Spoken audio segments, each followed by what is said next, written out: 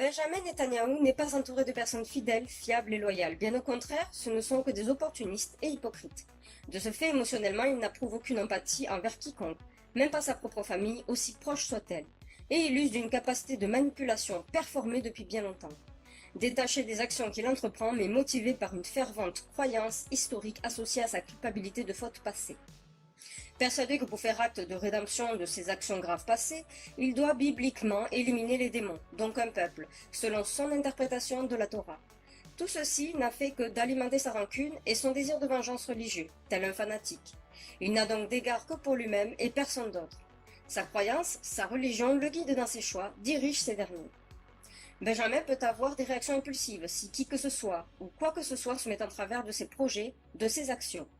Selon sa position hiérarchique, ceci peut donner lieu à des conséquences fatales.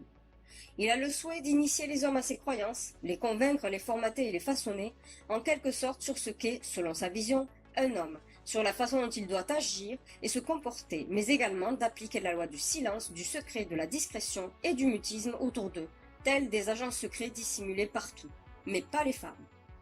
Un des projets de Benjamin Netanyahou est de modeler la qualité et la forme de la population de son pays selon ses souhaits. Pour ce faire, il compte s'immiscer dans les foyers eux-mêmes, leur vie intime et dans les maternités directement pour sélectionner sa population selon ses désirs. Il aurait développé une haine assez profonde contre une catégorie de la population dont il agira envers cette partie sournoisement, vicieusement et machiavéliquement. Par conséquent, il souhaiterait sacrifier une ou deux générations afin d'en épurer son contenu et ne choisir que celle qu'il souhaite. C'est ce que l'on appelle de l'eugénisme, en l'occurrence là, selon une situation sociale, un statut social au sein de la population. La délation sera mise en avant entre les citoyens d'Israël. Son outil préféré pour parvenir à trier sa population apparemment est la peur. Je présume qu'il ne souhaiterait conserver que la partie de la population qui répond à la peur, mais pas ceux qui ne ressentent pas cette dernière. Il veut réussir à dicter à sa population les sujets sur lesquels ils doivent avoir peur, selon ses souhaits et ses choix. Il utilise les moyens mis à sa disposition pour connaître les penchants des personnalités dont il souhaite obtenir quelque chose. Par ce biais, lors d'un accord à signer ou un pacte à faire valoir, il peut présenter, en échange de ses demandes, quelque chose ou quelqu'un qui fera vibrer le cœur du futur partenaire contractuel. Je présume qu'il utilise abondamment des services secrets de son pays, mais également des technologies disponibles. Ces demandes de négociation paraissent être l'obtention de bioarmements, d'armes bactériologiques pour, possiblement, les utiliser sur sa population à destination de la partie de cette dernière dont il voue une haine importante. Il semble qu'habituellement, si un citoyen revendique son désaccord envers la politique de Benjamin Netanyahou, ce dernier est sérieusement sanctionné, puni. Je n'en ai aucune idée, je présume. Mais Benjamin a un objectif, celui de devenir un messie, un sauveur aux yeux de sa population.